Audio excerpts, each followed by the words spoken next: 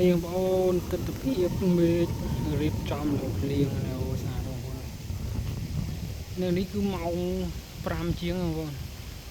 5ហើយរើមេឃល្ងឹតឆ្លុកពណ៌ស្រស់ស្អាតបងប្អូនឈើស្ងាត់អមដោយ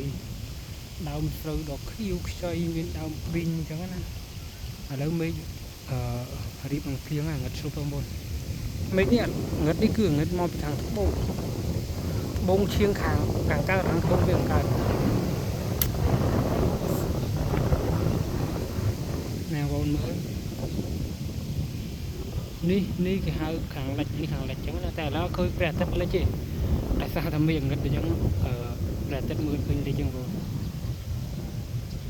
ดูកសិករយើងកំពុងតែឆ្លងស្រូវកន្លែងណាទីនេះក៏ឆ្លងណាស្អាតបងប្អូនទិដ្ឋភាពស្រុកស្រែមានផ្គរលាន់មានអីចឹងបងប្អូននេះគាត់បេះព្រីងហើយនេះដើមព្រីងបងប្អូននេះស្រូវចឹងបងប្អូនស្រូវទៅពោះទៅបាច់ជីហើយអញ្ចឹងខៀវល្អបងខាងនោះមិនតន់នៅរៀងលឿងឡើយនៅរៀងបៃតងឡើយនេះខៀវខ្ញុំយកខៀវទៅនេះ40ម៉ាពីដល់កន្លែងអូខេវីដេអូមានតែប៉ុណ្ណឹងបងកុំភ្លេចជួយ Subscribe Channel YouTube ខ្ញុំដាក់មួយបងអរគុណច្រើន